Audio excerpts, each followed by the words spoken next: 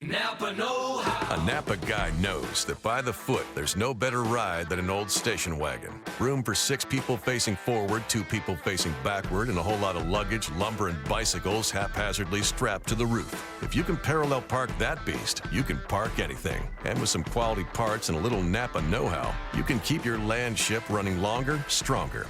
It's not obsolete. It's a rare treasure. That's Napa know-how. Napa know-how.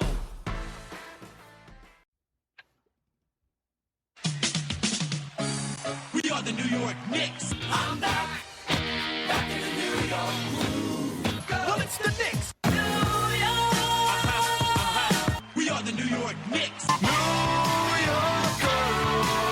But this new season we're about to enter, the Knicks taking no shorts, just like winter. New York, New York. New York be about the Knicks, huh? But the best thing about New York City is K-N-I-C-K-S. Everybody say go New York, go New York, go! Hey everybody, it's the New York Knicks podcast, episode 357. And I'm going to go out on a limb and say you're going to hear some positivity today. What was that show on VH1 where they'd go over the past week, the best week ever? Yeah. You ever watch that show? Yeah, I like that show. Well, we're doing an episode of it right now. Best week ever. It was almost an amazing, phenomenal week. Oh, I mean, I think last episode, not that we were hitting bottom last episode, but we were like, oh God, we're in for a long ass season. We were opening the window and we had one leg on the ledge. Yeah, we were like, oh, my leg feels kind of cold. I might want to follow my leg. This week could have sent us out the window, but this week instead, Knicks played really well. Today, I would say, even with the Dallas game being the Knicks played great on the Dallas game, I'd say today's game, biggest win of the season against the Hawks and best game they played all season. Absolutely, yeah. So I guess we'll do the usual. We'll go through each game real quick. Yeah, Just get our thoughts. I mean, Jay, before we get into the games, where were you last week and how you're feeling about the team and where are you now? Last week, I was starting to Google the top 10 draft picks coming up this season. I was thinking how we're going to come up with content for 4 more months because the season's already over. And I was making a list of players that I want cut from the team, and that list was 13 players long. And where are you now? Now I'm thinking that our prediction of them getting into the playoffs is looking decent. I am still very, very skeptical on the Noah contract. Oh, my God, yes. But it looks like we actually have some capable players on the bench. By the way, the show, instead of calling it the New York Knicks podcast, we should call it the New York Knicks Overreaction Podcast. Well, Because- that's just sports in general. No, but in general, we always are like, oh, they played one bad game, light the arena on fire. They played Porzingis scored 25 points, Hall of Fame right now. Yeah, exactly. But it is. I was kind of feeling last week that it was gonna be a long, long season. Now I'm really at the point where I feel like, obviously not going to win a title this year. Not to say obvious, not to ruin anything for anyone. Spoiler alert. But spoiler alert. But I feel like this team has a lot to build around, and I feel like by mid-season, this team will be, if no one gets injured, will be a very competitive team that'll be in most games. And I feel like it could build on. I feel like this team, if we can keep most of it together for next year, we'll be in a really good place. We need to fix our center situation, though. We'll get to that. Oh, you think? Let's. All right, Dallas game. Okay. So Dallas game. The Knicks So continue their streak of beating up on teams missing 40% of their starting lineup. Yes. So Dallas played with Harrison Barnes, Andrew Bogut, and those are the only 2 players that showed up on the court. The rest of the team was lucky fans who had their names called before the game started. Well, no, J.J. Barea was really good. Yeah. Actually, he was pretty good. Wes Matthews got cut from my fantasy team this week. I mean, if you can't score against the Knicks, you get cut from Jay's fantasy team. Yeah. This was the game. Porzingis and Mel look. This was the game. This was the first game all season where the Knicks won, and we said the reason the Knicks won, their defense. Yeah, that was a weird thought. Yeah, the Knicks played after killing them. So they were like almost dead last in the league in them defense efficiency. And after killing them for so long, this game, I think coming in, they were the worst in the NBA in defense, and they had a fantastic performance against Dallas. And they're like, and this I think shifted them up like a spot or two. Well, when I said earlier that there was only 2 guys I'd want to keep on the team, one of those 2 guys is Holiday, and he was a plus 30 in the Dallas game. Yeah, this was the game where, well, first off, by the way, I guess when Jay, you're not gonna have to apologize to Lance Thomas. No, is he even on the team? I forgot. I literally forgot he was on the team. You know what happened to him, right? No. He's basically like he's out for a while. He might be. This is the injury. So he has plantar fasciitis, whatever the hell it's called, in both feet. Yeah. So he could be done. Like the Knicks could have said, "Here's the 4-year contract," and Lance Thomas could have said, "I'm never going to play another game in the NBA." Not that it's that severe. I feel like this is one of those injuries that like is really players just never get over, and it's become something that you have for like a year or 2 or longer. Like I feel like Lance Thomas will not contribute to the team the rest of the season, or barely. Yeah, no, he's done. I mean, at least his contract's up after this year, right? Are you kidding? We signed him a long time. We signed him to a 4-year deal. You know that, right? How come the 2 most injured people on this team we have long-term deals with? I don't know. I mean, I don't know how. Anyway, they say his injury is pretty severe. I don't know when he's coming back, but it's so Justin Holiday. How do you have it in both feet? He also has ankles. Yeah, his bone bruises in his ankles. And all right, so RotoWire says that he has bone bruise in his left ankle, among other injuries. He has so many they couldn't fit it in their status update. I don't know. I feel like I feel like a lot of players, they have like the insurance teams have insurance contracts on on it, and if the guy can't play, the team gets the money back from the insurance contract. I don't know if they do it for every player, but I feel like the Knicks, if they do it on Lance Thomas, they're just like at the insurance agent's door being like, knock, knock, can we come in yet? Knock, knock, can we come in yet? Because there's like, he's not going to play again. I think this season I should have everybody who asked me to apologize to Lance Thomas apologize to me. Well, he is injured. It's not like it's not like an injury. You couldn't foresee this coming, him being this injured.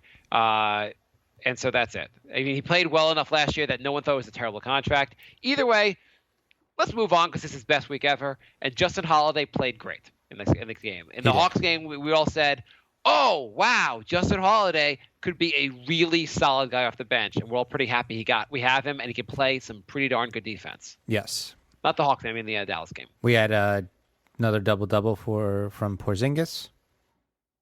He's putting up just as good stats as Melo already. Let's just look at his stats. He is averaging 20 a game, 6.8 rebounds, a block, 22 PER, and field goal percentage. He's shooting almost 50% from the field and 40% from three-point land. You know what that is? That's goddamn amazing. That's all-star numbers. That's all-star numbers. Conversely, Noah had 0 points, and he played 15 minutes. Yeah, so the Noah contract. So Noah and Derrick Rose have both admitted that they don't feel like they're 100%. Mm-hmm. Even though right before the season started, they both said they're super healthy and they feel great. Yes, so they both said they were. They both goddamn lied. I don't know, but like Noah at times has looked really good with his passing. He has to on offense. He has to be able to score. He cannot be just like like even Kyle O'Quinn can score on offense. Noah's got to be able to score on offense, and his defense has to be better. He kind of you know what Noah looks like. He looks Garbage? like the guy. Well, he looks like the guy we signed who's been playing the last 2 years. Like he doesn't. He looks kind of exactly what you expect from the last 2 years. If you look at his numbers last 2 years. Oh yeah. Yeah, he doesn't. Well,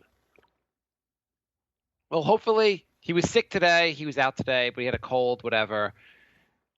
Anyway, he came back good. He came back. He had a big game the next game, right, against the Pistons. Yeah. So let's go to the Pistons game. So anyhow, they beat Dallas. Dallas missing a bunch of starters. Great game though. Great defensive performance. moving on to the Pistons. Pistons, you had to think also in the Pistons game, one of the big things the Knicks did, they went with small lineups in the Dallas game, and you had to think that wasn't going to work because you had to guard Andre Drummond, and Detroit's going to be a pretty tough game. So what happened, Jay? Good things happened. That was the one game this week where you're like, oh, Noah's worth the money. Yeah. But, yeah, well, we'll get to the next game. But I'll take 15 rebounds against Drummond any day. Yeah, I mean, Noah, I feel like is going to be – he's not going to be consistent. And for $70 million in 4 years, you kind of want consistent. But, like, moving on from that, D. Rose is playing better. Porzingis, this is the game Porzingis was on fire. 35 points, best offensive performance he's had. Tough start to the season for Harrison Barnes and the Mavericks. 0-5 and Thank you, ESPN.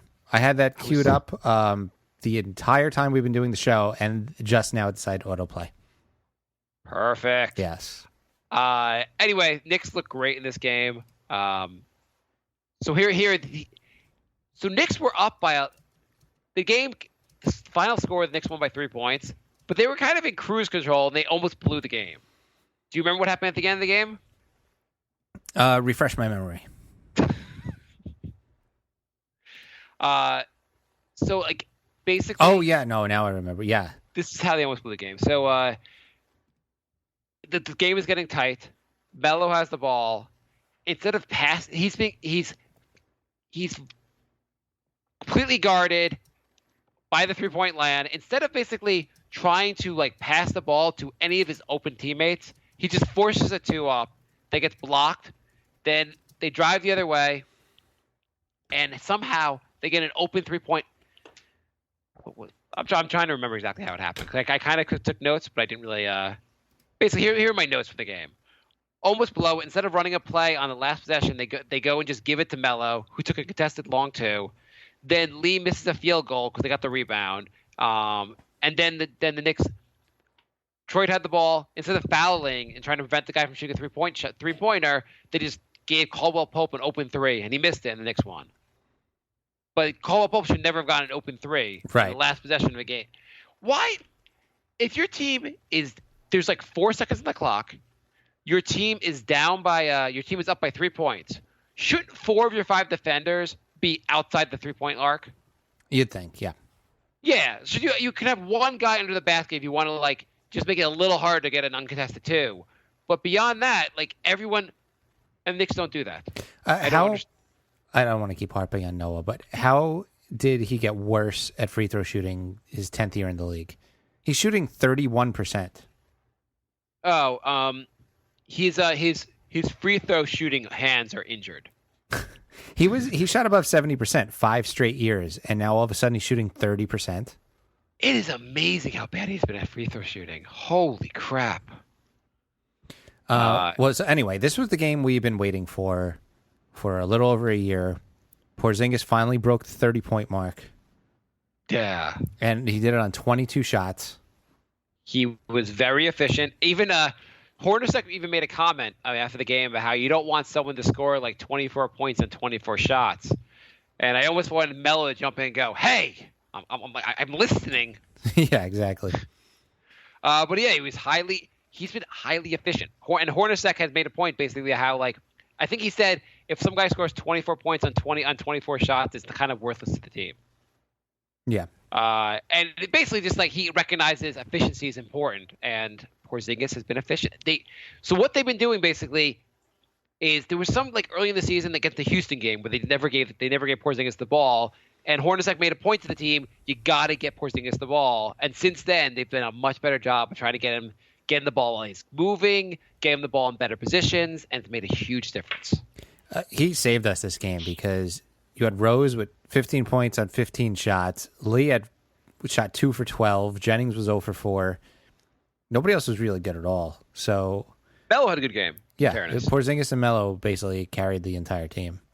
I mean, this week, as you've seen, Porzingis has done just crazy things. From in the Dallas game, he did that Dirk play with the one leg up off the banked it in. He's been running. Ran the fast break in one of these games. He keeps doing things with the ball, like just like where you're like, hey, that makes sense if he was 6'7", but he's 7'3". How is he doing this shit? Mm-hmm.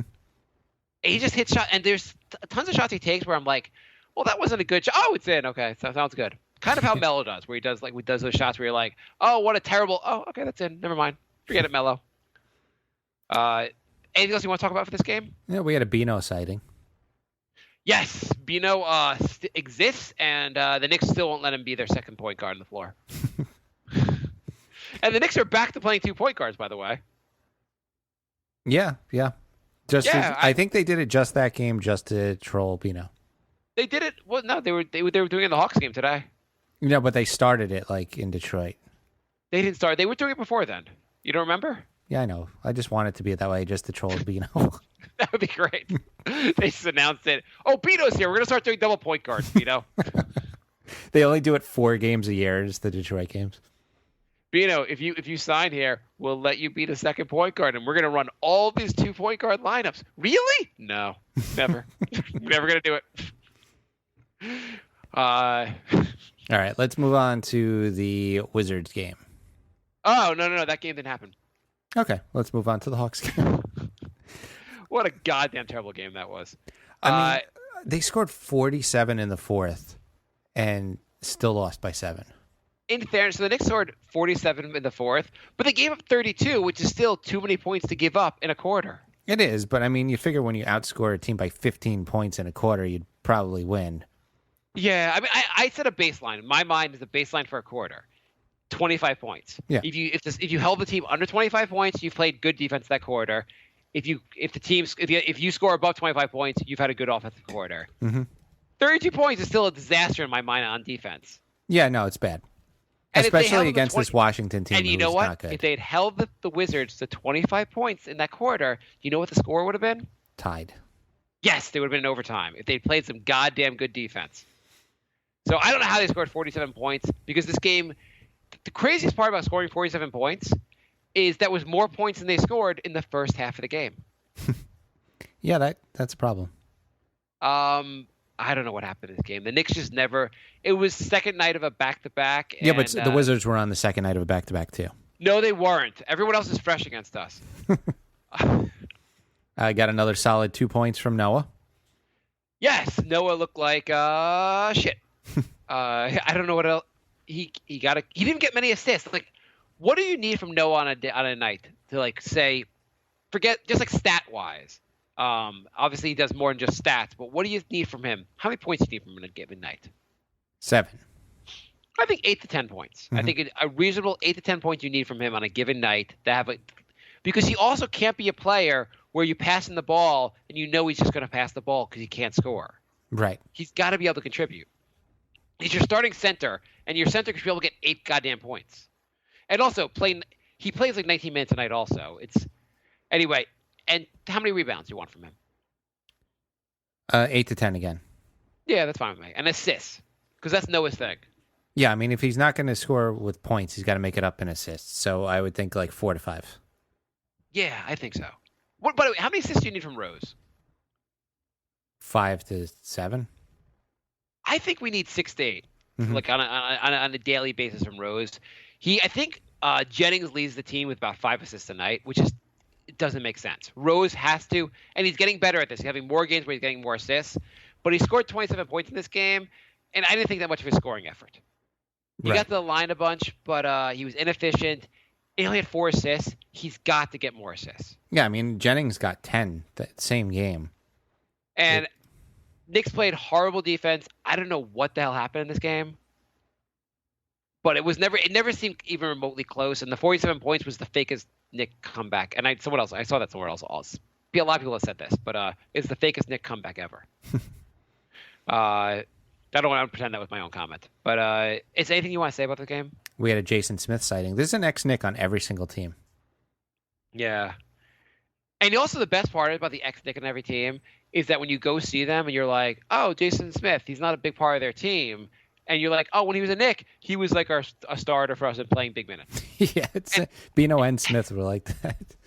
Every guy, like Chris Copeland, you're like, he left, and you're like, oh, Chris Copeland, he was a huge part of our team. He was really helpful that 54-win season. He was a key part of the bench.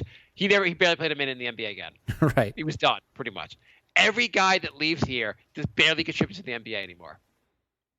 Except for J.R. Smith and Iman Shumpert, who have Well, rings. Iman Shumpert's been kind of garbage too. Yeah, Shumpert's been kind of garbage. And in fairness to J.R. Smith, he's been better on. I don't watch Cleveland that much, but he's been better on defense from what I've observed. His numbers aren't that much better, but he contributes. He's more of a he's a better role player there because they have LeBron James. Right. Okay, you want to talk about the Hawks game? I do. The best game of best week ever. Yeah, definitely. This is the best team we've beaten all season. This had to be also thinking that coming. Did you think they had a shot? I assumed they were going to be 2-2 going into the show. No, the Knicks aren't exactly good at noon games. I mean, they're a little better now that hungover JR isn't there. But how did you feel when you knew they were playing the Hawks? You already felt bad about the game, Mm-hmm. and then you heard Noah too sick to play. We're starting Kyle O'Quinn. yeah, I was like, well, we can just pencil this in for a loss right away. And did you think, hey, you know what? Kyle O'Quinn probably will step up to the occasion and actually play some big minutes for us. Yeah, this is pretty much everything on paper says loss. And everything in reality, Kyle O'Quinn, best game of the season for him. Yep. He played really well. I mean, he still had Kyle O'Quinn moments, like he had 4 fouls and he had 3 fouls in way too short of a time period. But he had a big block. I know he had one big block. He hit a couple shots. He looked pretty good. He had 1 or 2 like Kyle O'Quinn moments where he makes a pass that you're like, well, you shouldn't have done that pass because you've been in the NBA and you can't be this bad. Mm-hmm. But other than that, he had a bunch of rebounds. He looked pretty good on defense. He was playing against Dwight Howard and looked pretty good. I had nothing bad to say about him other than that. We had an efficient Melo game sighting. Porzingis also was missing shots from 3, especially early, and didn't look like he could be on. And then he actually had a pretty good game. Yeah.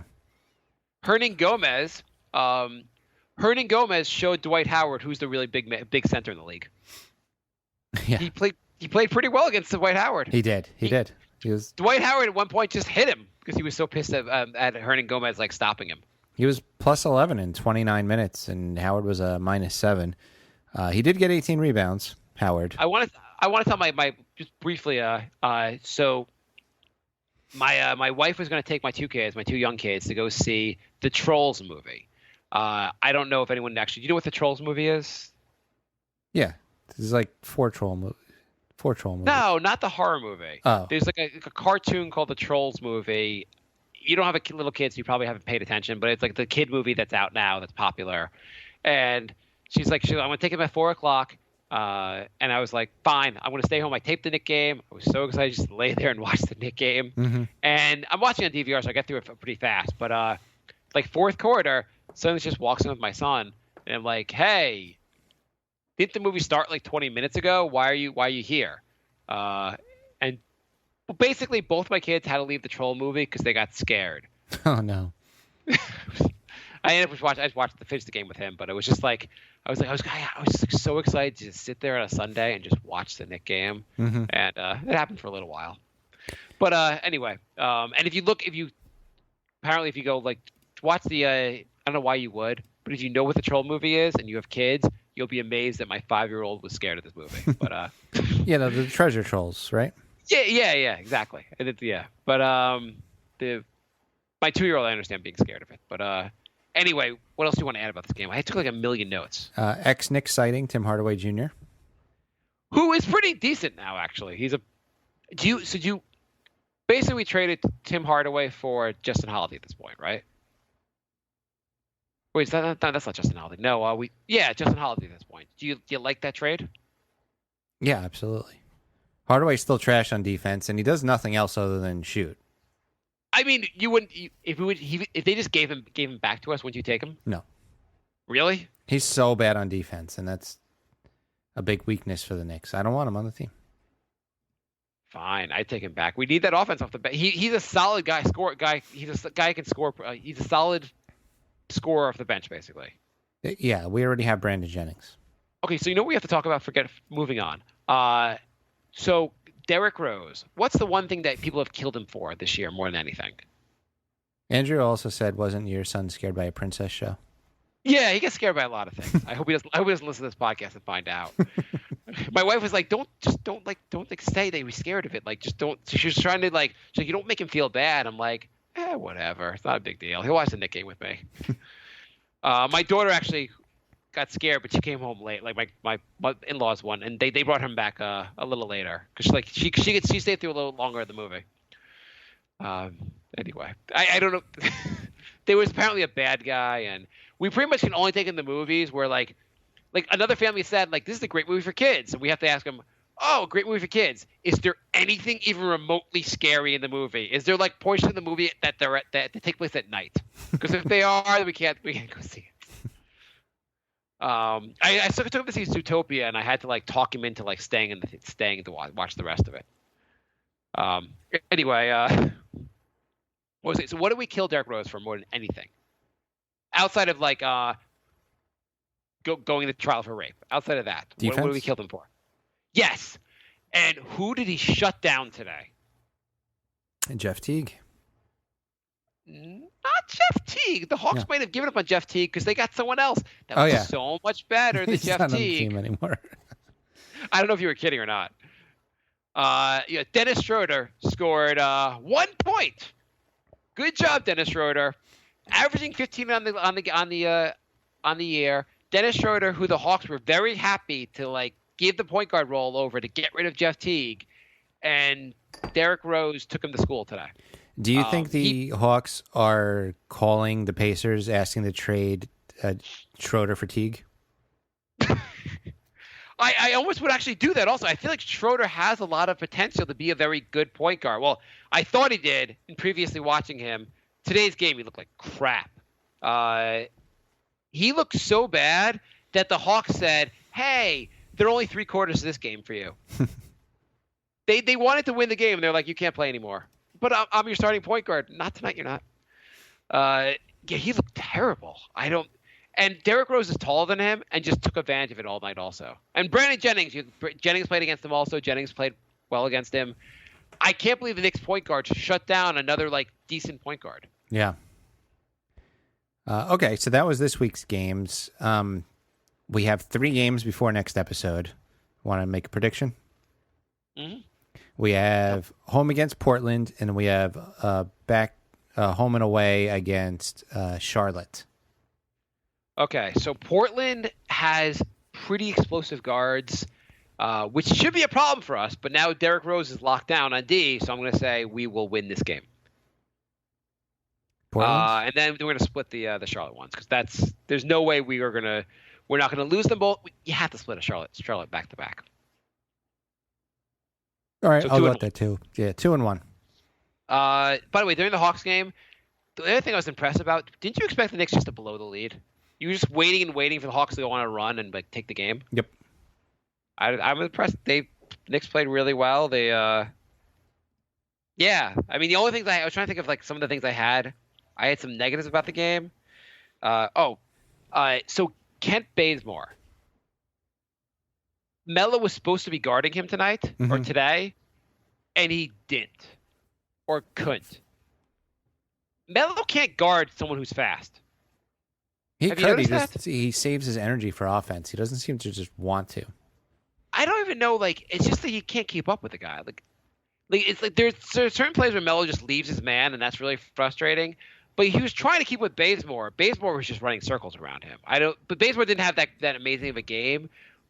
But he kept getting freed. Melo just couldn't like keep up with him. And I feel like this is part of the issue of Melo should be on more 4s than 3s because a guy like Bazemore, he's just not going to be able to keep up with. But then he could score on him, which shows he is fast. So I think it's more just, I don't know. I think he's lazy on defense. I think he leads his man too much. But do you want to move on to questions, or I think you want to? Is there anything else you want? I mean, the Knicks also, they had said after the Wizards game they didn't give enough effort, and which is becoming too much of their mantra. We didn't give enough effort, but I feel pretty good after the Hawk game. Yeah, I mean, we'll see if they could keep it up against a couple of good teams in a row. Also, just an interesting fact: the Knicks were, I guess, 27th in the league coming into the game at finishing at the rim, and the Hawks were one of the best teams at stopping teams at the rim, and the Knicks still beat them. I don't know. There's just an interesting fact that like how like sometimes it's interesting when you see like a team that's supposed to be so bad going against a team that's so good, and we won because we're probably better than we've been playing, and the Hawks aren't as good as they've been playing. Yeah. Yeah. You want to go to the questions? Yeah, let's do questions.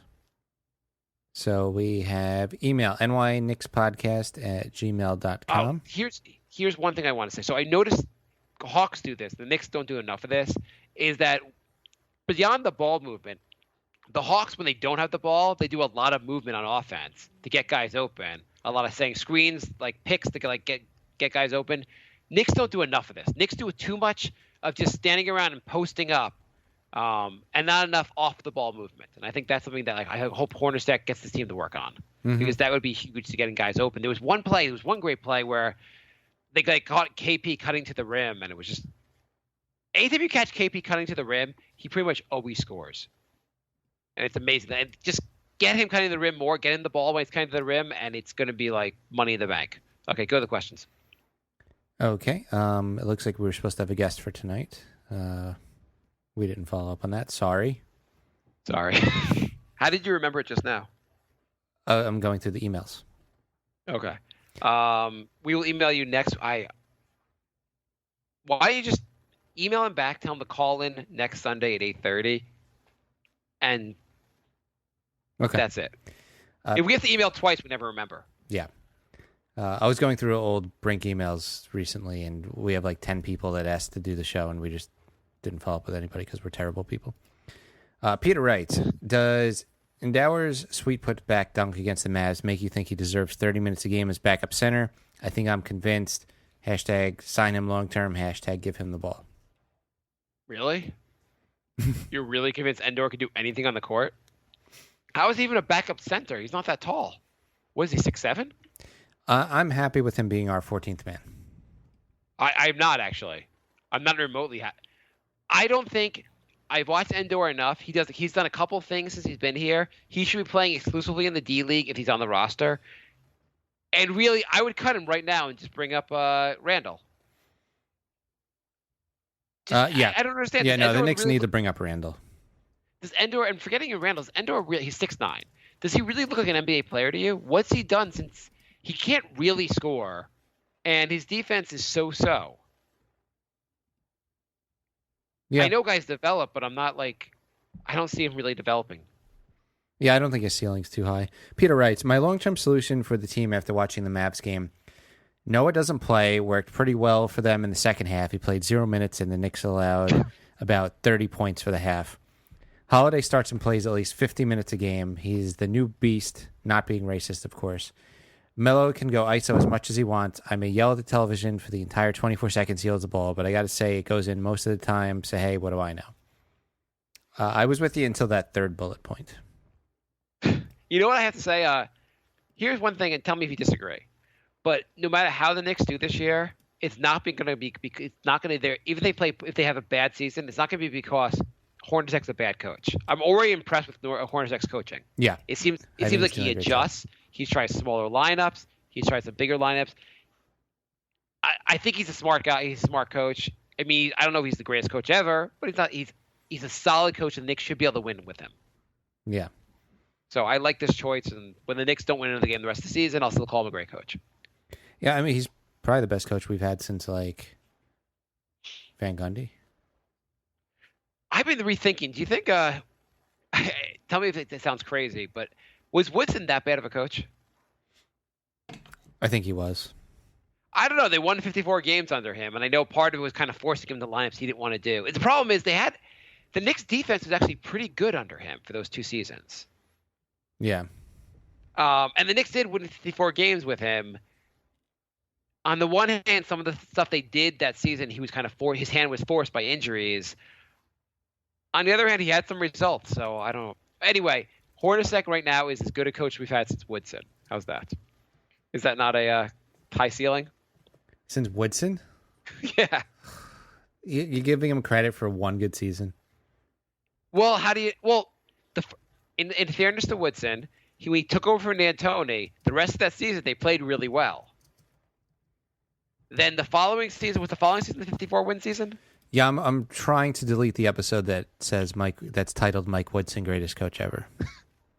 They had some success under Mike Woodson. If you look at their defense was better. I feel like he did a decent job that season, and then the next season he just forgot how to coach. They got Bargs. He didn't want to do the point guard thing anymore. He was too much of a traditionalist, like having to go with like, you got to play Amari these many minutes because Amari is a star player. We have to play him, and you got to do this. You got to play. Unfair to him was that you had to work Bargs in. I don't know why he didn't want to do 2 point guard lineups anymore. Whatever. He had a limited. I think Woodson. And also by the way, the Clippers are playing pretty well with him as their defensive coach. Not that means anything. Yeah, I don't know how much input. I mean, yeah, they're doing good with 3 All-Stars in their starting lineup. Yeah, that kind of helps. Either way, I think Woodson maybe was a little bit not quite as bad as we thought. Probably after seeing, maybe you're right. I don't know. His switching philosophy is actually like a pretty decent philosophy if you have the right pieces. Yeah. You need guys like you have Golden State. They can all switch, and it's fine. It's actually a decent defensive strategy. But you really need guys that can cover multiple positions. And I guess Woodson didn't. I guess Woodson wanted to go with a defensive strategy that didn't make as much sense for the roster he had. Whatever. Anyway, go. Anyway, I think Hornacek's a pretty good coach. So I don't want to. I mean, has it been that much trash that you have to go back to Van Gundy? And I think you're right. I'm just. Yeah, we've had bad coach after bad coach. I mean, who would you say was like decent? I think Woodson's probably the best coach we've had since of that era. Who else would you give it to? And Woodson coached what? 2 seasons? 2.5 seasons. Yeah. I'm just saying, if you look at that list, I mean, you're not going to say Dan. If you say who's the best coach we've had since Van Gundy, I mean, I guess you just go with the only decent season you've had since Van Gundy. I mean, we had Don Chaney, who was not good. We had Lenny Wilkins, who was bad. We had Herb Williams, who... you barely count that. Yeah. Larry Brown, who was probably the worst coach we've ever had. Really? Are you sure that was a bad season? But he's... Then we had Isaiah Thomas, who was just as bad. And then... Dan Toney for before they got Melo, who's a pretty good coach. So for 20 games. Anyway, let's move on with the show. I would say though, Hornacek, I like the fact that he did in the Dallas game with that small lineup that played really well. Mm-hmm. And I'm impressed that he's not as reluctant to try things out. Right. And Noah, we have a Noah problem. I don't know exactly. I would say he has to get healthy, and that will make a big difference. Yeah, being healthy would be great. Yeah, go on. John writes, why is everyone giving Phil Jackson shit on the posse comment? I'm black and I've never known posse to be a derogatory or condescending term. There are some like Stan Van Gundy who examine himself and have said that they never used the term regarding a white person. While posse is not in relation to race, it's in relation to culture, specifically the hip-hop culture. It's a slang term, a term that no one else has used. A term that no one has used since the damn movie came out in the 90s. I'm sure his old ass would have used it on Jason Williams, White Chocolate, Eminem, Macklemore, etc. Hell, he'd probably use it on Birdman because of his tattoos. It's not a race thing. It's just an outdated old man using an outdated term from an outdated era. From a black man, if we are not accurate with our claims, but instead come over sensitive and inaccurate, not only won't we ever be heard, we'll be quickly dismissed over and over and never taken seriously. Sorry if this is too serious, but this is what I had to say on the matter. Wait, he said posse? Yeah. I thought he said pussy. I thought he was talking about Donald Trump. I thought this was too... I feel like this is part of the overreaction central. There's no reason to have overreacted to what he said. And LeBron, it's like, come on. Not everything is supposed to be like this big race issue. Like, do you really think... Is that your big thing here? Is that like... You know what, guys? I know a lot of shit's going on in this country, but that Phil Jackson's the goddamn racist. Seriously, it's so stupid. Yeah, maybe he's just a guy that's 75 years old and his only slang is from 1992. Such a ridiculous thing to get upset about. If he had just said his entourage, would there be any Would that be it? Yeah. So dumb. Yeah, So dumb. I have to mean, agree with the posse. It was the most ridiculous thing. come on, LeBron. Yeah, you have to say something stupid like once a year. Yeah, it just was igniting a story. I mean, the part of it, the other part of it was, why was Phil Jackson even talking about LeBron James? There was no like basis for him to talk about it, except for the fact that like he was annoyed about LeBron James for some reason. Yeah, I don't know.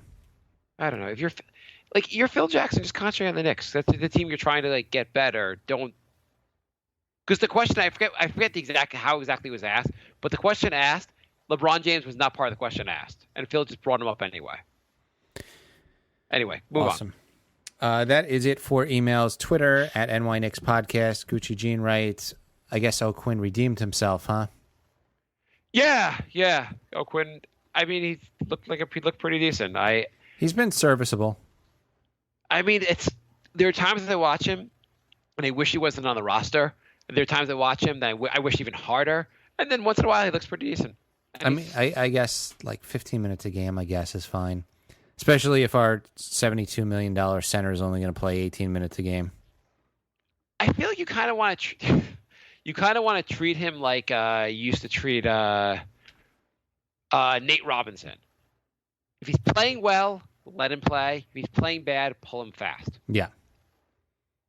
Dominic sent us the story of Marshall Plumlee, who had to run to MSG for the game because he only found out 2 hours before that he was no longer on the Westchester Knicks. Knicks always being good about letting their players know that they're on the roster. I mean, nothing says competent like your organization. Like you're like, oh, hey, Marshall, you're supposed to be here already. I'm playing tonight. That is such a Knicks story. Okay, yeah. I mean, yeah. Plumlee we didn't even mention Plumlee actually played today.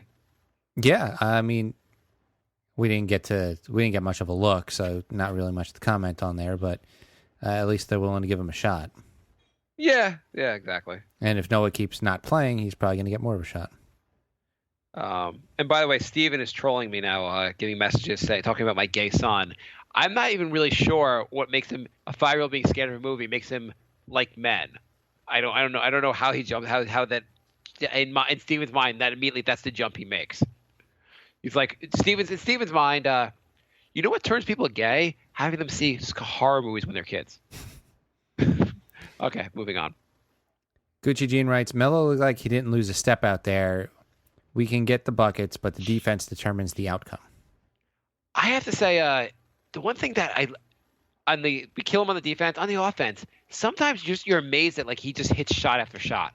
Early in this game, he was like from either the elbows, basically. I guess the left elbow first. He was just hitting shot after shot, and you were like, "Why you keep taking the shots past your teammates? Oh, you're hitting the shots. Never mind, Melo." Yeah, there's some shots he takes where you're like, "That's a terrible shot," and then he'll hit that like 3 times in a row, and you're not as mad, but like if those don't hit, like you'd be furious. Steven messaged me, and I'm going to throw my phone because I'm not going to follow his comments anymore. Mm-hmm. He's like, I'm not saying your son's into men right now. Great. George writes... And not that there'd be anything wrong with that, obviously. But George writes... Enough. George writes, do you guys like cock now? Cock has quick and smooth stroke. Do you guys like that? I love just the that's enough about this stuff. Okay, nothing wrong. Okay, we're talking about cock. That's Kyle O'Quinn. The 4-year-old writes, "Why do you all hate cock? Feel the cock, embrace the cock." No, the cock was big tonight. Cock definitely came up big. He had some block. He had a block. He played like a serviceable backup center. I was impressed with him. His cock blocks per 36 is pretty high. Yeah, actually, he gets a lot of blocks. The thing is, he's a very talented player. If I hear one more time how incredible shape he's in for the season, I get he lost 10 pounds for the year. Don't act like he's a different like he inhabits a different body. Right. It's like, the guy with 24/7 personal trainers was able to lose 10 pounds. Sweet. They're just going on about incredible. Like every game, they go on about how incredible shape he's in this season. But he actually played. he played pretty well. So I don't even whatever. think I'm going to be able to watch the next Bulls game with the Knicks because all they're going to do is talk about how Wade used to not be a good 3-point shooter and now he can shoot 3 points. It's like you don't have to say the same thing every 5 minutes. Every 5 minutes. By the At way, least Wade had they're not saying, did you know Noah was washed up when he was here? And now he's on the Knicks. Wade had such an embarrassing flop this weekend. Did he? Wow. Yeah. Not Dwayne Wade. Not the king of the flop. What if you could get rid of, what's worse? What drives you more crazy? The flop or just the general touch fouls? And I know the touch fouls and the flops are related, but like what drives you more crazy? I would say the touch fouls just because they happen more. Like I hate flops so much. Like Marcus Smart wouldn't even have an NBA career if it wasn't for flops. But he's my new number one on my shit list for flopping nonstop. But the touch fouls happen like multiple times a game. Just some of the fouls they get called. Like there was one play where I don't know, Porzingis like barely touched the guy. They called a foul on him, and then Derrick Rose barely touched the guy. They called a foul, and it was just like, come on, let them play a little bit. If the guy reaches in and the guy's going by, if the guy's running at 100 miles per hour and the guy barely touches him and the guy scores without any issue, don't call the foul. Yeah. Let's see what Gucci Dean writes. Why are we getting a call? Calling in? Yeah, why can't I conference calls in anymore? Who's calling in? I don't know, but I can't conference calls in anymore for some reason. Okay, well, there goes that. Yeah. That's cool. We have less options. That's awesome. Gucci Jean writes, did you guys see Howard start flagrant fouling Willie every time he got baked by him? That was kind of awesome. Not that Dwight Howard was doing that, but just that Willie was playing good enough defense on Dwight Howard. Though, I don't want to say Willie suddenly is an amazing defender, because do you remember who else gave Dwight Howard a lot of problems? Andreas Bargnani. That is true. Yeah, so I don't know what the deal with Dwight Howard, but apparently if you're about his size and you just like play solid, a lot of guys if you play one-on-one defense, guys can frustrate him. Yeah. He's not Shaq where no matter what you did, you couldn't frustrate him. Dwight Howard, you can frustrate. At least the Dwight Howard of this age. Not like maybe the younger Dwight Howard could have made a bigger difference. Like the Orlando Dwight Howard. Yeah. There are more questions? Yeah. The 4-year-old writes, KP shooting almost 50%, averaging 20. Thoughts? Yes. I'm touching myself. Marconi writes, are the Knicks the most bipolar team in the NBA? I in other seasons I would say so, but the Knicks are what they are basically is a team that really didn't get a chance to really practice together. They're all playing together for the first time, and they're going to have to take a while to develop chemistry. And they're kind of figuring out the bench. Most of them don't have NBA experience. They're kind of basically just a developing team. The 4-year-old writes, seeing our upcoming schedule, I want to cry, but I always want to cry because I'm 4. Yeah. It's a pretty brutal upcoming schedule. What else they got? I don't even want to look at the week, but they should be able to beat Portland's a tough game, and Charlotte's. They better not go 0-3 this week. It's a bad schedule. What happens next? So after, I just lost my place. After the Blazers and the 2 Charlotte games, we have about 6 more hard games in a row. Because I thought it gets easier in December. Eventually. But yeah, it's brutal for me. I'm stalling because my thing is going slow. I found a few. Oklahoma City, and then back-to-back against Minnesota, then Sacramento, Miami, Cleveland, Sacramento. Okay. Well, I feel like we should be able to go undefeated in all those games. We're going to win every game the rest of the season, and if I'm wrong, so what? I've never seen anyone be held accountable on any show ever for making bad predictions. That's true. Yeah. Marconi wrote, Melo having most efficient season in his career. Can he keep it up? Is that true? That's not true, is it? I don't think it's true. What is? Let's check it. I don't know if these are updated as of today, but I know he's scoring 22 a game. He should.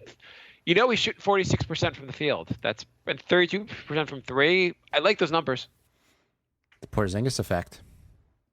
The Porzingis effect. I have to say, first of all, Melo should love how well Porzingis is playing. It draws the defense off him. It gives him it just takes a lot of pressure off him. Do you think Melo in any way is going to get jealous and somehow push him out?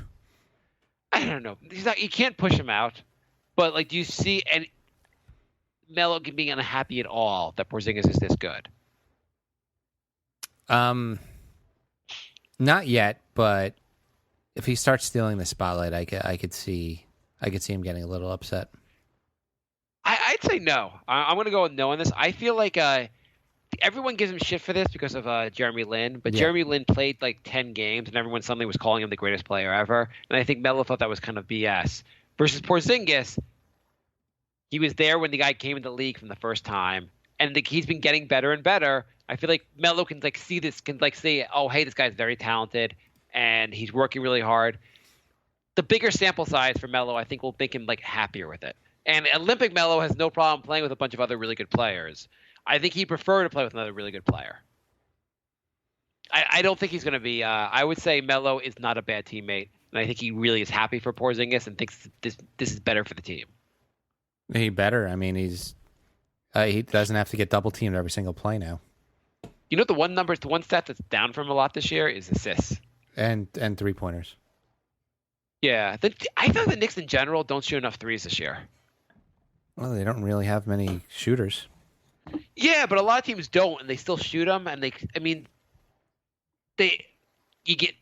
feel like they could be a better 3-point shooting. I mean, Courtney Lee can shoot threes, Melo can shoot threes, Porzingis can shoot threes. Derrick Rose is not actually that bad of a 3-point shooter. He's not great. Jennings is not that bad of a 3-point shooter. Holiday can shoot threes. I feel like they should shoot more threes, basically. I want a little more of the more threes, less long twos, that kind of offense. I feel like they can make a decent amount of threes. Ibrahim writes, apart from today's game in Atlanta, Melo seems content with averaging 20-plus, playing lazy defense, and losing. Thoughts? I like that question. His defense has been... It's the Bazemore thing today. If you're watching, and now Bazemore doesn't have a huge game, but if you watch, Bazemore got open a lot because Melo couldn't keep up with him. Mm-hmm. And I feel like that... I don't know if that's so much him, being lazy as him just not being able to keep up with Bazemore. Guys, they're just he's lost a step and he's not as fast as he used to be. I don't kill him as much for that. I kill him more for when he just gets lazy or just when he leaves the guy he's covering. Right. There's a lot of times when the Knicks are playing man, except for Melo's playing zone a lot of times. And right. That drives me crazy. Where his guy goes through a screen and Melo's like, well, I'm not going to the other end of the court, so. I mean, literally the first play of the game, the guy that was open was just a result of Melo not covering his man. Mm-hmm. They had an open three, and Melo wasn't covering his guy, so I think Porzingis tried to cover whatever it was. If Melo just had covered the guy he was supposed to cover, there was no open three. Yeah, I don't know. It's not like the Knicks play so much better without Melo. It's not like they play better without Melo on the floor. So his offense is still good enough that it makes up for his defense. Right, but it's still frustrating as hell to watch. You would just wish you'd wish he'd be a better defender. That's all. You wish he'd be an average defender and make a big difference for this team. But his offense has been great this year. Overall, I feel like he's been pretty good. Keith Easter writes, thoughts on Brandon Jennings and Rose playing backcourt minutes together? Yeah, I like it. Do you not like it? It's working way better than I thought it would, considering they're both minus defenders. I thought that was just going to be terrible, but you know who actually is tweeting right now that or responding to your comment about Derrick Rose and Brandon Jennings being a bad defender? Mm-hmm. Dennis Schroeder, who got shut down with him today. Yeah. I don't know how they played so well against Schroeder. It's not like Schroeder just missed a bunch of wide open shots and we're giving them credit for it. They legitimately outplayed him. Right. Yeah, I thought that lineup would make sense. Those two guys together would make sense because they're both, especially Rose, can be more of a shoot first, pass later point guard. And Jennings this year more than ever has become a pass first kind of guy. So I thought that could work well. Yeah. Strive writes, has Jennings and Rose become leaders on the Knicks? Um, Kind of. I mean, they seem the most outspoken. They might not necessarily... You're reading something. Yeah, I was. How'd you know? Because you literally can't function. How does it? But you were talking. How did it even notice that I was doing that? No, I'm like I start reading something, I become like immediately retarded. But Alex writes, do you want to answer that question, or is that? I don't know is what the question was. past? I was reading something. Are you serious? Oh no. You said is Rose and is Jennings and who's the other guy? Rose, leaders on Rose. the team. No. I don't know if they're really leaders. I mean, Rose also. By the way, why can't Rose finish at the rim? Because he goes 90 miles an hour and he's like out of control. Jennings does that too, but Jennings doesn't. First of all, Jennings doesn't want to shoot anymore. And I mean, I like the pass first thing, but he's kind of doing it to the point where it's starting to be detrimental. Sometimes, if you're open, there was a play early in this game today where Kyle O'Quinn was wide open for about 10 feet away, and there was like only like 4 seconds or 5 seconds expired from the shot clock. And it was just like for him, it seemed like I just shot the ball last possession. I shouldn't shoot again. So he passed the ball, and the Knicks ended up like not scoring.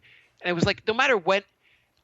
Sometimes guys they're open and they're near the basket, and they just think I shouldn't shoot, and they want to be too generous. You got to just shoot the damn ball sometimes. Yeah. Because if you pass up a wide open look, you screw your team. Alex writes, KP has taken a big step up offensively this year. Would you really like to push that or work on his D, which needs more work? Can we do both? Can we? Is it not possible? We have a defensive coach now in Kurt Rampus. I would love to see both. I don't see yet why. I feel like both parts of his game are going to grow. His defense awareness definitely needs a lot of work. But I like the biggest thing I want to keep seeing is getting him the ball in good place spots. All right, that is it for Twitter. We are almost at an hour, so just keep that in mind. We'll be fast here. Steven writes, let's be real. The Knicks are going to be the Pelicans in 5 years. Thanks, Steven. Let's be real. You live in Canada, and Donald Trump will probably bomb Canada within 5 years. Andrew writes, the Beast Report, I don't actually care about his stats. I just want you to hear your intro. Do you have the intro, Jay? Yeah, we could do that. Get ready for Taylor's oldest time. the Beast Report.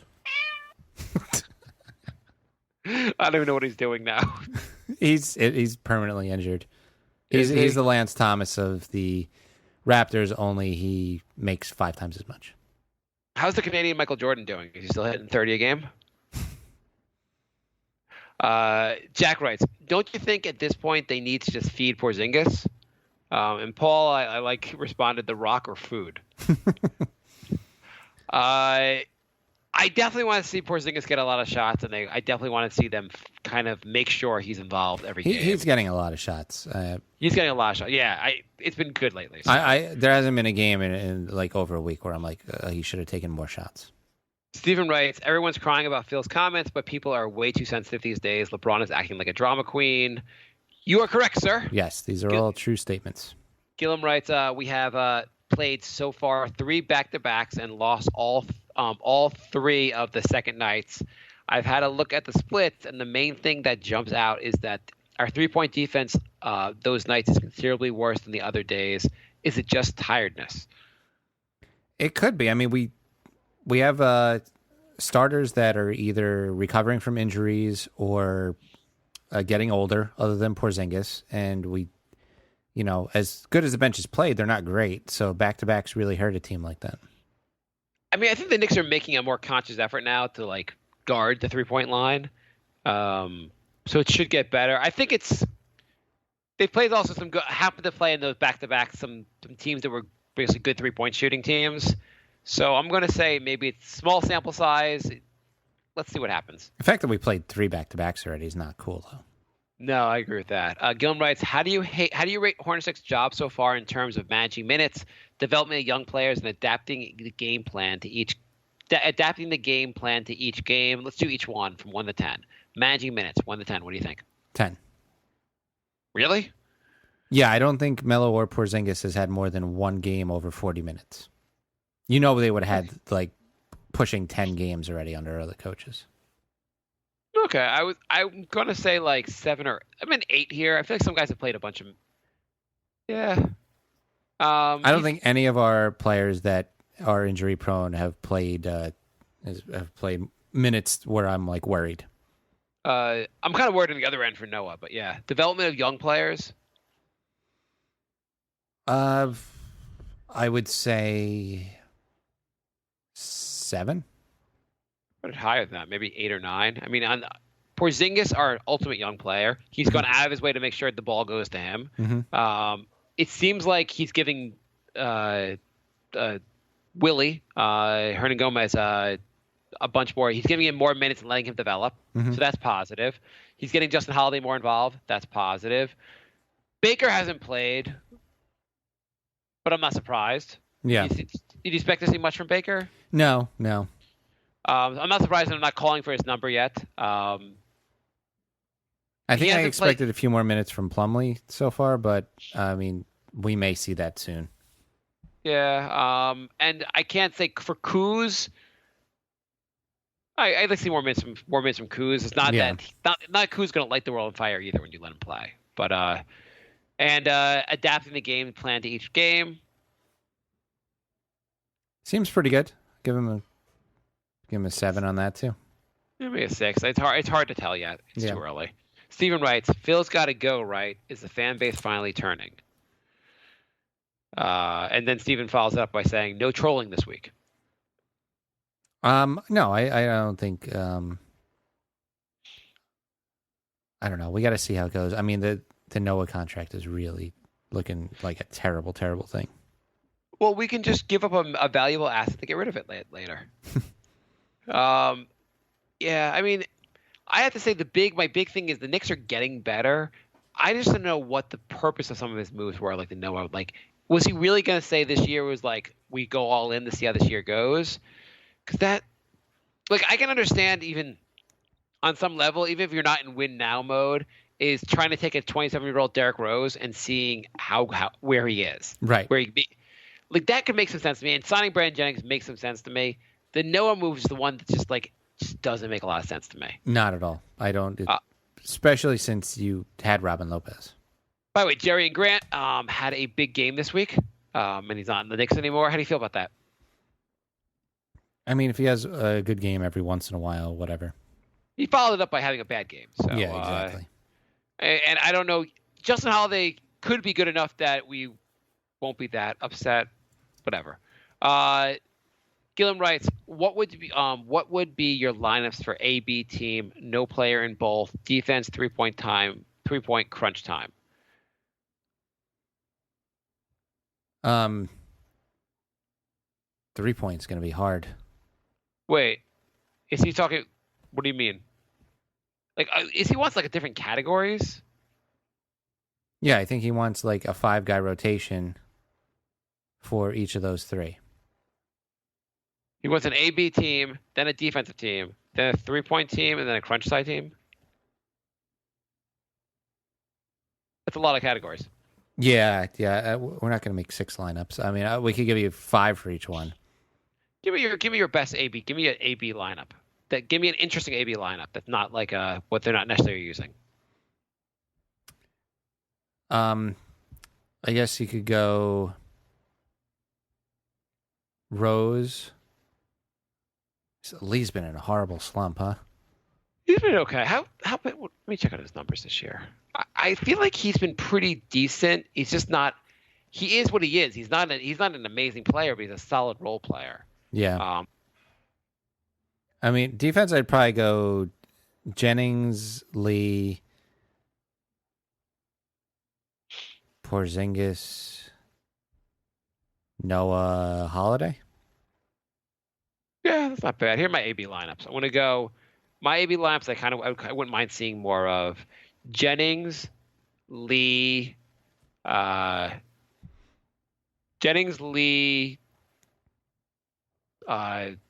Holiday, Melo, Noah, and then the B lineup: Rose, Porzingis,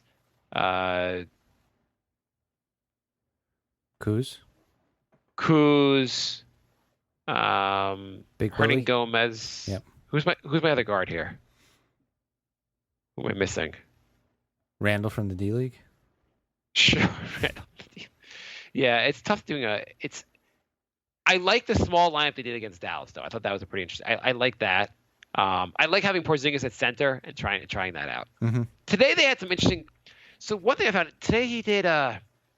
Besides having small lineups, he had like some big, like extra big lineups. Like at one point it was Hernan Gomez and Plumlee were on the floor at the same time, and I just didn't understand that. The East is big, man. Yeah. I don't think we have time to go through all his lineups, but I would say I wouldn't mind seeing more Holiday in crunch time, and for defensive purposes. Yeah. Especially if he's hitting the threes. I wouldn't mind seeing the end of game lineup they used in Dallas where they had, I think it was Melo, Holiday, Rose, Lee, and Porzingis. I like that. Mm-hmm. Gillum writes, from ESPN interview with Phil, when you say you're coming back into playing form, do you feel, as other NBA observers have noted, that Rose and Noah logged too many minutes in Chicago? And Phil responded, I've watched Luol Deng's career very closely. He played among the most minutes in the league in 2013. Deng was 13th, and you remember what happened to him in the playoffs. They thought he had spinal meningitis. Editors note Deng had spinal tap test for meningitis that proved to be a negative, but for spinal fluid leaked into his body, and he missed the remainder of the postseason. It was weird. He got completely depleted, and there was a notion that he went along with that. The excess playing time might not have been necessary. I think players get that back again, but in a different format. They may not get back to 95%, but they can be 90% with the knowledge of how to play, which gives them the advantage to know when to turn it on. Was this the reason why he didn't consider Tibbs? Could be. I mean, that was he kind of danced around the answer there. He kind of said Tibbs played too many minutes in a really roundabout way. Yeah, I mean, he did. I mean, that was the big concern with Tibbs. He plays his players too many minutes. Well, here's a question: how close are you following Minnesota so far? How close? What? Are you following the Timberwolves? Oh, no. You're not following them. What? Right? No. While you go to the questions, I'll take a look at some of their players, though. Yeah, why don't you go see how the minutes are? See if he's learning his lessons. Paul writes, why is Jennings painfully pass first? Reminds me a little of Calderon kicking it out from under the basket and passing up easy layups. But then he has no problem forcing completely out of rhythm unset threes. Maybe he has a certain highlight reel mentality. That said, I don't hate him yet, and he seems to be improving. Paul, I completely agree with everything you just said there. Mm-hmm. Paul also writes, ignoring the contract, I assume we'd all rather have O'Quinn over Endor. What about the contract considered? And when can we replace Endor with Randall? It's looking like soon if Randall keeps doing what he's doing in the D League. Randall came back down to earth the last 2 games in the D League, but instead of getting 20 in 20, he's got like 14 or 15 points. I would say Endor is worthless, even with O'Quinn's contract. O'Quinn's contract's not that bad, so. Yeah. Paul writes, especially with the new salary cap, his contract is pretty cheap. Paul writes, Baker, are you finding the Timberwolves numbers? Yeah, Towns is averaging 35. Wiggins is averaging 36. That's not too bad. Yeah, so maybe he's learning a little bit. Paul writes, Baker and Plumlee are playing on the Westchester Knicks tonight. Can the Knicks have them play on the D-League game and come right back for the next New York Knicks game? Yeah, they did that. Alan writes, sorry for this long post, guys, but look what an NBA scout said about Kristaps. The quote is, did you see what he did to the Pistons? That's the way you have to use him right now. You need to give him the options on how he wants to attack. I'll say this. He's a matchup nightmare at the 5, an absolute nightmare. He's going to outrun any other center in the league, and he has the length advantage at 7'3".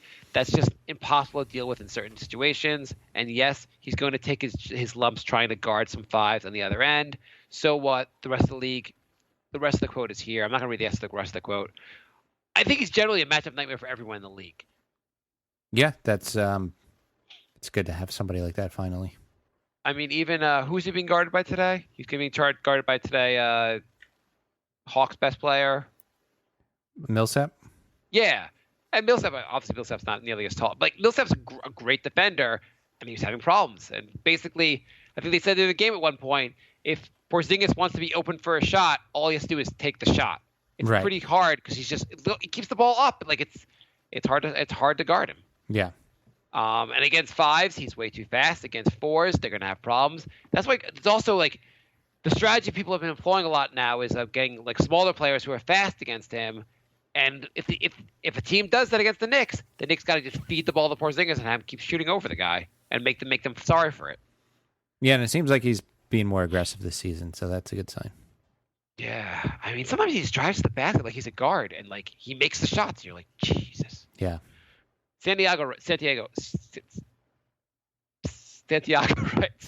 why do the basketball gods keep screwing with us? Is every year going to be the same? Is this Groundhog Day? This was right after the Washington loss that was posted. Yes. Adam writes, we're just too – I mean, let's not overreact. I know you were overreacting after the Washington game. They're going to have some bad nights. They're going to have some good nights. I don't think any of us think this is a 65-win team. But the team looks interesting and better than last year. Would you say already that we're better than last year? Yeah. Adam writes, we're just too inconsistent. The remaining games of the season will look like this. 2 wins followed by 3 losses. Our biggest win streak of the season might be just 4 games. If we can't beat the 2-8 Wizards, what are we looking for in the playoffs? Especially frustrated after the monster performance against Detroit. Would you agree that the Wizards aren't as bad as 2-8? No.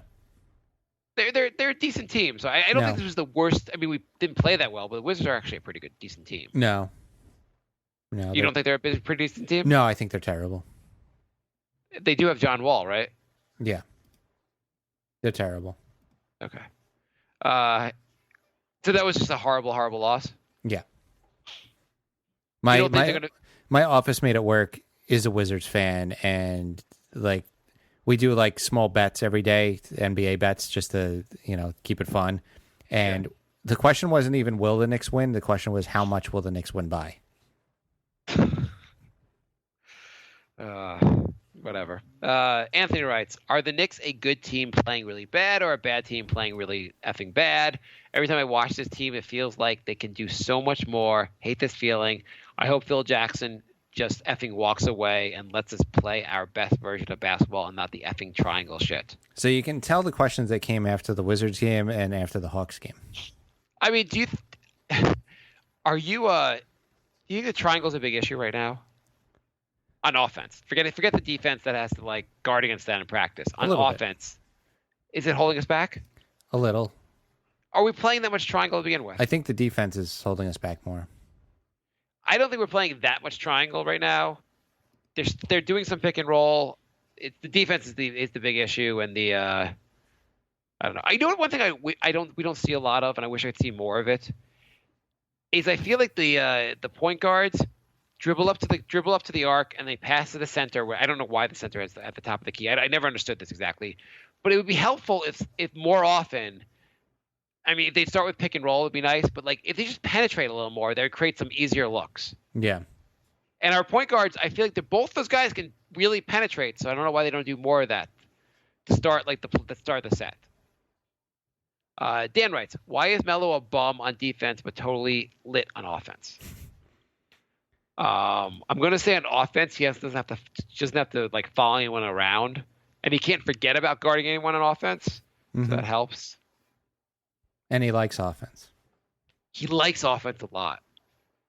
No one ever said you scored. You held your No one ever says you kept your opponent under 20 tonight. All they talk about is the fact that you scored 20. Yeah. So, he can score though. He's pretty good. What did we learn today, Jay? I know the show is going a little long, and you want to keep the show a little shorter. So, yeah. So we learned that the Knicks are capable of putting together a good week, which is a pretty good thing to learn. Yes. This was a refreshing best week ever. So I don't know what next week's going to be like. But this week was so much better, so much more fun. I think we learned we could do a positive episode. Yeah, the Knicks play well. We can play positive. This was We learned we have some capable bench players. the bench. I love the fact that the Euro guys can pass. I love their Yes. passing. I guess it's more Hernan Gomez. Kuz is not playing that much, but even when Kuz plays, I like the fact that they both can pass. They both have good hands. I like you know what I really like. What? I don't think I saw Sasha this week. No, you did not see Sasha. That's very good. That's very good. They can just cut Sasha and give Randall his spot. That'd be fine with me as well. Yeah, I'd be totally fine with that. Yeah, the bench is getting better. Yeah, I think the big issue here is I'm not sure where it's going. What do we learn about Noah? Are we better with him or without him? To be determined, but it's not looking good. I mean, I think we're better with him when he plays well. Yeah, But a negative Noah doesn't really help anyone. true. Just trying to see. Oh, we got a new iTunes review. Do you have it up so you can read it? Yeah, I'm a Pug and Socks. I'm a Knicks fan in the UK. This podcast is great for making sure I keep up to date. The hosts are passionate, funny. Highly recommend this podcast. Thank you very much. If you are in a different country, apparently iTunes breaks up their reviews in different countries. And that means we can't see them. So if you send us a screenshot, we'll read it. But somebody sent me a screenshot of the UK iTunes, and we have like 27 reviews that we didn't know were there. Thank you. That was awesome. Not thank you iTunes for not letting us see them, but thank you for sending that. That's awesome. It's really great to see like we have support in other nations. Actually, this one was the one I meant to read. A big fan from Scotland by You Switch. Fantastic pod. Must listen for any Knicks fan. Thank you so much. Awesome. And so we'll be back next week, hopefully with more good news. Yeah. I'm going to assume next week's going to be best week ever as well. Let's do it. All right. Goodbye, everybody. Bye, love. Goodbye, everybody. Goodbye. It's all over. Goodbye. It's time to go. This is the end. Say goodbye. You better go away. I'm gonna leave you. It's the end. Goodbye. Goodbye. Just leave me alone. Feels so good to say goodbye. I'm sick and tired and I'm saying goodbye. Goodbye, girl. Goodbye, goodbye, goodbye. Everybody. Together, we can make your blonde blonde. Sheer Blonde Go Blonder collection by John Frieda lightens and brightens hair 2 full shades to give you your best blonde every day. Hair talks. Make your statement with Sheer Blonde Go Blonder collection, only from John Frieda.